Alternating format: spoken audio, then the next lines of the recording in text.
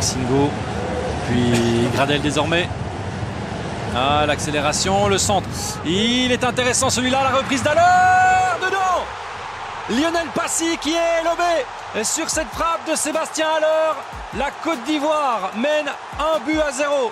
Premier but pour Haller et celui-là, il va lui faire énormément de bien. Aujourd'hui, j'ai reconnu l'équipe ivoirienne.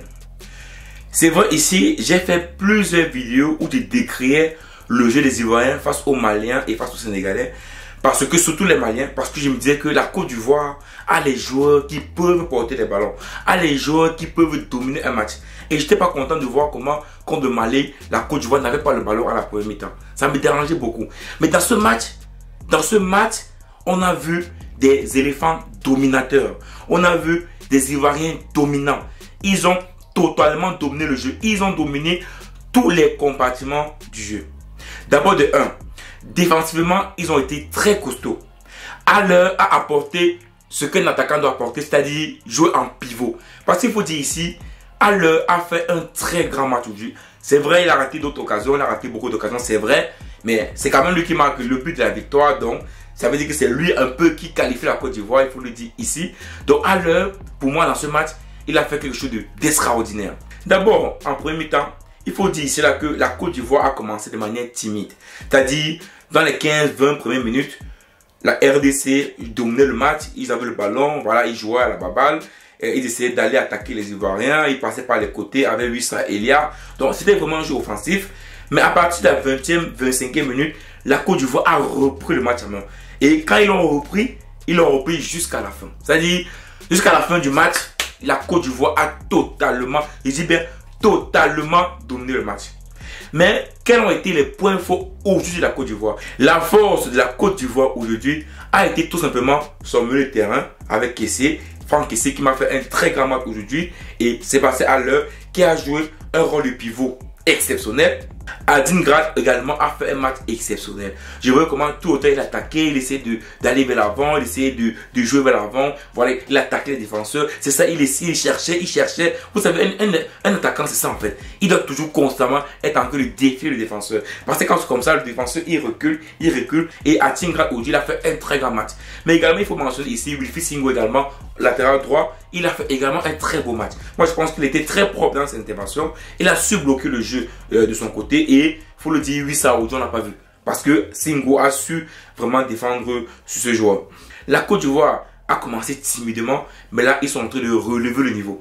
Et moi je pense qu'au vu du match du Nigeria que j'ai vu aujourd'hui, la Côte d'Ivoire a toutes ses chances de remporter cette Coupe d'Afrique des Nations. Vraiment, ils ont toutes les chances. Parce que l'équipe de Nigeria que j'ai vu aujourd'hui contre l'Afrique du Sud était tellement faible. Et je pense que si la Côte d'Ivoire joue au même niveau, avec bien sûr le public, moi je pense que ils vont arriver très loin. Mais on revient encore à ce qui s'est passé. La Côte d'Ivoire s'est qualifiée à la dernière journée. La Côte d'Ivoire a décidé de revenir en force. Parce qu'il faut le dire ici, ça montre une fois de plus comment quand une personne est au bout du tunnel, est au fin fond du trou, lorsqu'il réussit à lever un peu la tête, on lui donne l'opportunité de lever la tête. Voilà ce qui arrive. Et la Côte d'Ivoire est réellement en train de nous montrer ça. Que il est possible de relever la tête. Même quand on passe par des moments difficiles, le moment où on trouve une opportunité, c'est là où on doit montrer qu'on est peut-être passé par des moments difficiles, mais qu'on a su relever la tête. Et la Côte d'Ivoire nous montre ici là que cette CAN va rester en Côte d'Ivoire. En tout cas, au vu des matchs, moi je pense que la Coupe d'Afrique des Nations, logiquement, devrait être remportée par la Côte d'Ivoire. La personne que j'aimerais saluer dans cette vidéo, c'est Emens Faé. Il faut le dire ici, peut-être on ne parle pas trop de lui, mais Emens Faé est en train de faire, je ne sais pas comment on dit ça, il est en train de faire un exploit. C'est un gros exploit qu'il est en train de faire sur le plan ivoirien.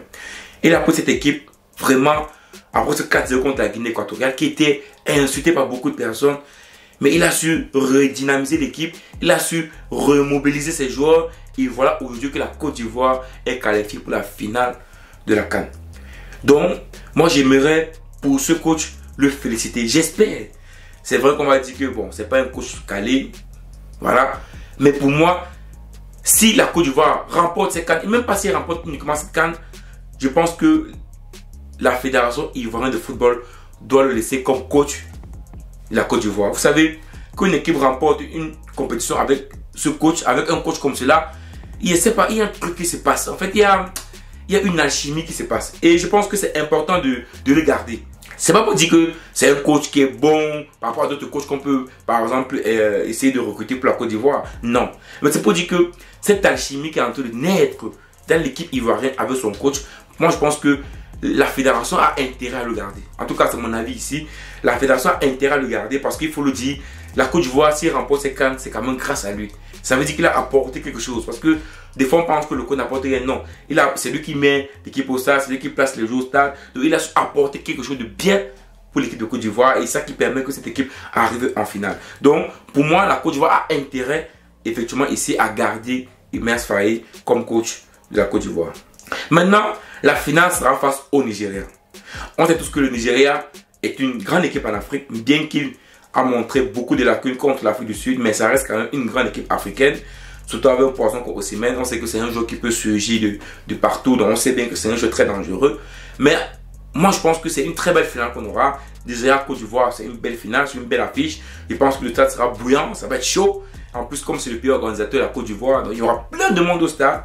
Donc, je pense que cette finale sera très très intéressante à voir. Ça sera également un très beau match à voir. Et franchement, je pense que la Côte d'Ivoire a toutes ses chances de remporter ce match. Mais je dis, mais ici, la Côte d'Ivoire a été blessée. La Côte d'Ivoire a su revenir. Et pour ça, il faut les féliciter. Il faut vraiment les féliciter. Parce que ce n'était pas gagné d'avance. Ce n'était vraiment pas gagné d'avance. La Côte d'Ivoire a su être conquérant face à la République démocratique du Congo.